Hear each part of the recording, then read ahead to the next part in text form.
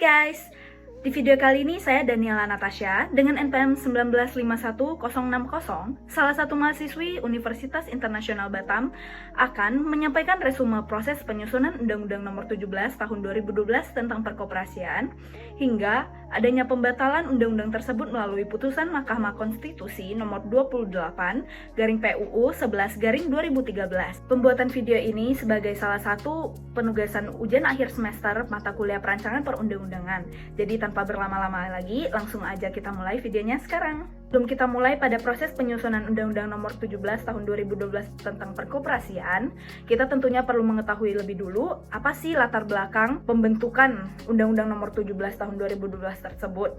Latar belakangnya yaitu Undang-Undang Nomor 25 Tahun 1992 tentang Perkoperasian atau Undang-Undang lama mengenai perkoperasian tidak lagi sesuai dengan kebutuhan hukum dan perkembangan perkoperasian. Selain itu, kita juga perlu mengetahui dong apa dasar hukum dari pembentukan undang-undang tersebut. Dasar hukumnya mengacu pada Pasal 5 Ayat 1, Pasal 20, Pasal 33 Ayat 1, Pasal 33 Ayat 4 Undang-Undang Dasar 1945. Kemudian kita lanjutkan lagi pada proses penyusunan Undang-Undang Nomor 17 Tahun 2012 tentang Perkoperasian. Secara garis besar, proses penyusunan undang-undang terdiri atas 5 tahap. Yaitu yang pertama ada perencanaan, yang kedua ada tahap penyusunan, yang ketiga tahap pembahasan, yang keempat adalah tahap pengesahan, dan tahap terakhir atau tahap kelimanya adalah pengundangan.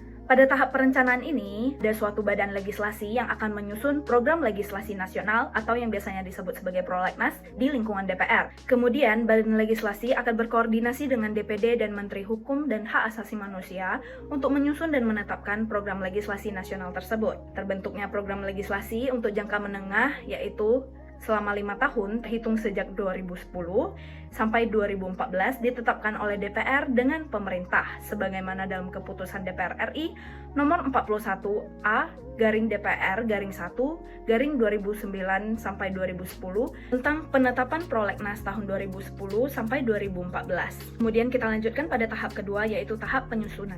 Pertama-tama, pada tahap penyusunan akan dibuat suatu naskah akademik. Pada tahun 2000, Kementerian Koperasi dan UKM menyusun naskah akademik tentang koperasi. Dilanjutkan lagi dengan penyusunan draft awal rancangan undang-undang yang dalam penyusunannya melibatkan para pakar koperasi, pakar ekonomi, pakar hukum, akademisi, praktisi perkoperasian, gerakan koperasi, dan lembaga instansi yang terkait lainnya. Naskah RUU tersebut terdiri atas 15 bab dan 124 pasal yang kemudian dilakukan pengharmonisasian, pembulatan, pemantapan konsepsi RUU. Lanjutkan dengan prosesi.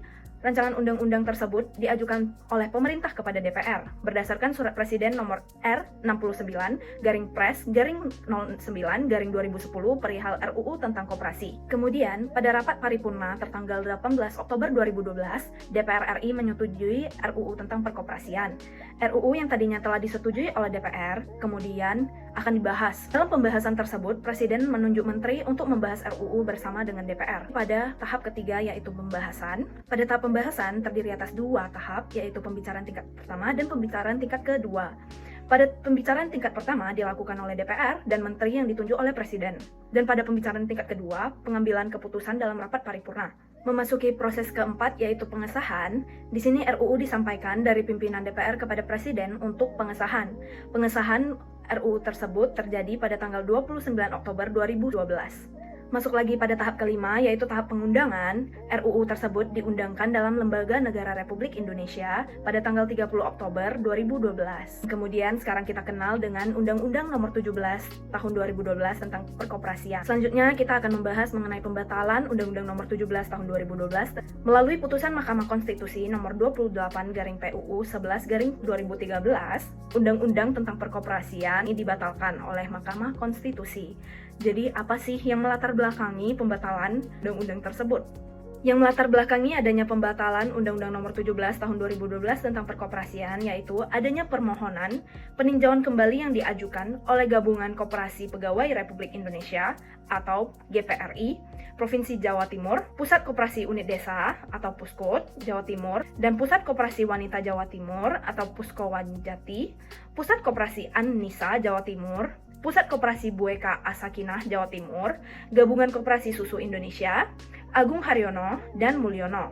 Pemohon 1 hingga pemohon 6 merasa bahwa Undang-Undang Nomor 17 Tahun 2012 tentang Perkoperasian ini bertentangan dengan Pasal 1 Ayat 1, Pasal 37 Ayat 1 huruf F, Pasal 50 Ayat 1 huruf A, Pasal 50 Ayat 2 huruf A dan E, Pasal 57 Ayat 2, Bab 7, Pasal 66 hingga Pasal 77, Pasal 78 Ayat 2, Pasal 82, Pasal 84, Undang-Undang Dasar 1945.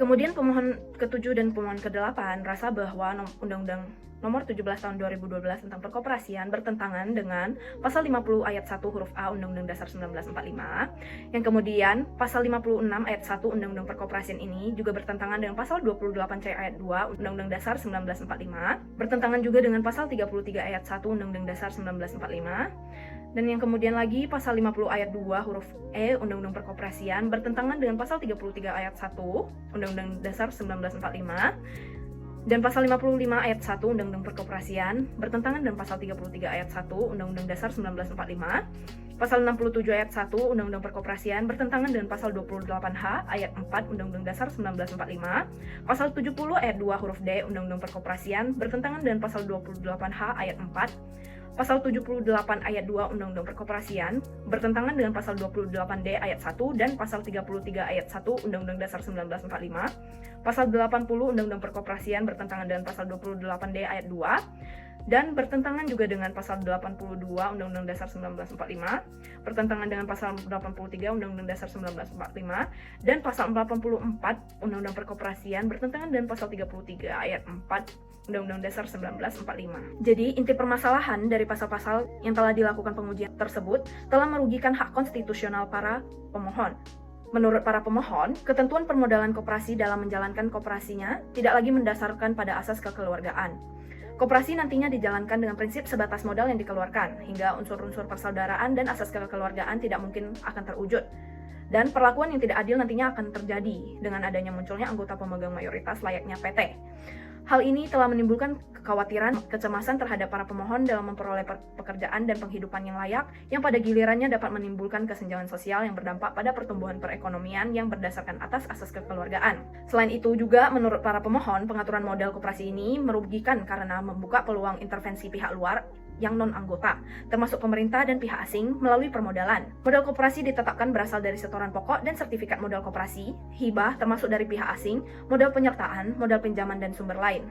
Tidak ada pembatasan proporsi dana dari pihak luar dan ketentuan yang menjamin otonomi koperasi. Skema seperti ini yang jelas akan mematikan koperasi. Lanjut lagi, pada dasar pertimbangan dari Hakim Mahkamah Konstitusi menyatakan bahwa filosofis dalam Undang-Undang Perkoperasian tidak lagi sesuai dengan hakikat susunan perekonomian sebagai usaha bersama dan berdasarkan asas kekeluargaan sebagaimana yang termuat dalam Pasal 33 Ayat 1 Undang-Undang Dasar 1945. Pengertian koperasi ini ternyata telah dielaborasi dalam pasal lain dalam Undang-Undang Nomor 12 Tahun 2012 tentang Perkoperasian, sehingga pada satu sisi mereduksi atau bahkan menegaskan hak dan kewajiban anggota dengan menjadikan kewenangan pengawas yang terlalu luas. Dari segi permodalan, lebih mengutamakan skema permodalan material dan finansial, serta mengesampingkan modal sosial yang menjadi ciri fundamental koperasi sebagai entitas khas pelaku ekonomi berdasarkan Undang-Undang Dasar 1945.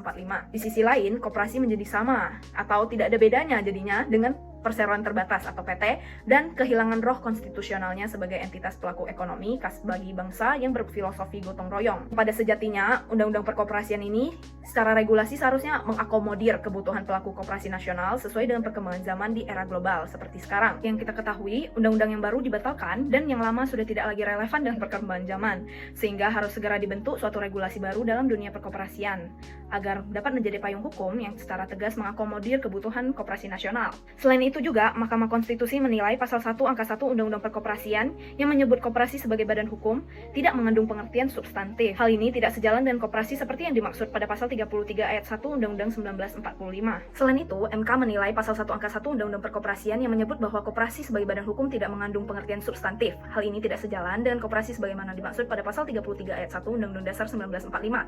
Kemudian Pasal 50 Ayat 1 huruf A, Ayat 2 huruf A dan E, Pasal 56 Ayat 1 yang memberi tugas kepada pengawas untuk mengusulkan pengurus menerima atau menolak anggota baru hingga memberhentikan anggota, kontradiktif dengan pasal 5 ayat 1 dan pasal 29 ayat 2 yang menjadikan demokrasi dan persamaan sebagai nilai dasar kegiatan koperasi, yang mana pasal itu bertentangan dengan prinsip demokrasi ekonomi. Kemudian pada pasal 68 dan 69 yang mengharuskan anggota koperasi membeli sertifikat modal koperasi adalah norma yang tidak sesuai prinsip koperasi yang sifatnya sukarela dan terbuka, sehingga bertentangan dengan pasal 33 ayat 1 Undang-Undang Dasar Negara Republik Indonesia. Ini berarti orientasi koperasi telah bergeser ke arah usaha bersama sebagai modal yang bersifat material dan finansial utamanya. Ditegaskan MK, Undang-Undang Perkoperasian mengutamakan skema permodalan material dan finansial yang mengesampingkan modal sosial justru menjadi ciri fundamental koperasi sebagai suatu entitas khas pelaku ekonomi berdasarkan Undang-Undang Dasar 1945. Oleh karenanya, filosofi Undang-Undang Perkoperasian ternyata tidak sesuai dengan hakikat susunan perekonomian sebagai usaha bersama, dan berdasarkan asas kekeluargaan yang termuat pada pasal 33 ayat 1, pengertian koperasi ternyata telah dielaborasi dalam pasal lain dalam Undang-Undang Perkoperasian, sehingga mereduksi atau bahkan menegasi hak dan kewajiban anggota dengan menjadikan kewenangan pengawas terlalu luas. Akibatnya, menurut MK, koperasi menjadi sama dan tidak ada bedanya dengan perseroan terbatas. Koperasi ini kehilangan roh konstitusional sebagai entitas pelaku ekonomi khas bangsa yang filosofinya gotong royong. MK berpendapat meskipun permohonan pemohon hanya mengenai pasal tertentu, namun karena pasal tersebut mengandung materi muatan norma substansial yang menjadi jantung Undang-Undang Perkoperasian, maka Undang-Undang Perkoperasian Nomor 17 Tahun 2012 dibatalkan secara seluruhnya. Demikian materi ini saya sampaikan. Apabila ada kesalahan dalam bertutur kata, saya mohon maaf dan terima kasih.